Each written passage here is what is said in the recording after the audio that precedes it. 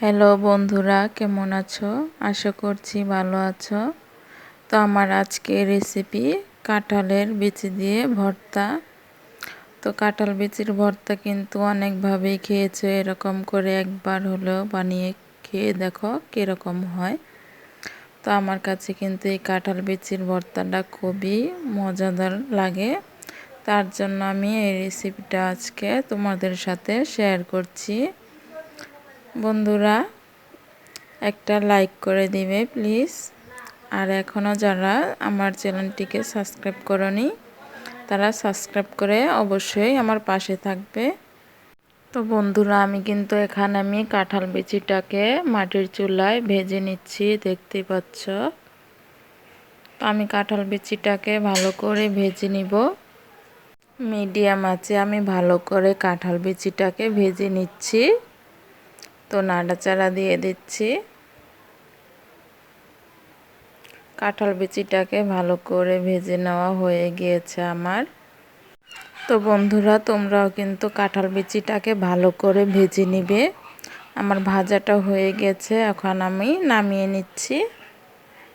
তো বন্ধুরা, এখন আমি কড়াইতে অল্প একটু তেল আর এখানে আমি কাঁচামরিচটা দিয়ে দিয়েছি ভাজার জন্য। তো আমি নেড়েচেড়ে ভেজে নিচ্ছি কাঁচামরিচটাকে। আমার ভাজাটা হয়ে গিয়েছে, নামিয়ে নিব। এখানে আমার মরিচটা ভাজা হয়ে গিয়েছে। এখন আমি কাঁচা রসুন নিয়েছি, কাঁচা পেঁয়াজটা নিয়েছি। এখন আমি পাটায় বেটে নিব রসুনটা, মরিচটা আর পেঁয়াজটাকে। এখন আমি স্বাদ মতো লবণ দিয়ে দিলাম। তো আমি কিন্তু বেটে নিয়েছি, বাটাটা আমার হয়ে গিয়েছে। কাঁঠালের বিচিটার আমি ঠান্ডা হয়ে গেছে মতো খোসাটা ছাড়িয়ে নিয়েছি। এখন আমি পাটায় বেটে নিচ্ছি। বিচিটাকে থেতো করে নিচ্ছি। তো থেতো করাটা হয়ে গেছে, এখন আমি বেটে নিব।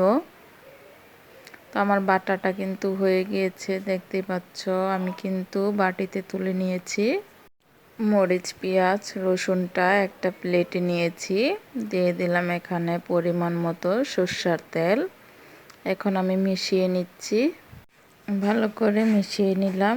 এখন কাঁঠাল বিচির দিয়ে দিলাম, এখানে মিশিয়ে নিচ্ছি হাত দিয়ে ভালো করে। তো বন্ধুরা, কমেন্টে জানাবে আমার এই কাঁঠাল বিচির ভর্তাটা কীরকম হয়েছে। আর নতুন নতুন রেসিপি পেতে অবশ্যই সাবস্ক্রাইব করে পাশে থাকবে বন্ধুরা। দেখো, আমার কিন্তু ভর্তাটা বানানো হয়ে গিয়ে। এরকম করে কাঁঠাল বিচির ভর্তা বানালে কিন্তু খুবই মজাদার। আর ভালো থাকো, সুস্থ থাকো। আল্লাহ হাফেজ।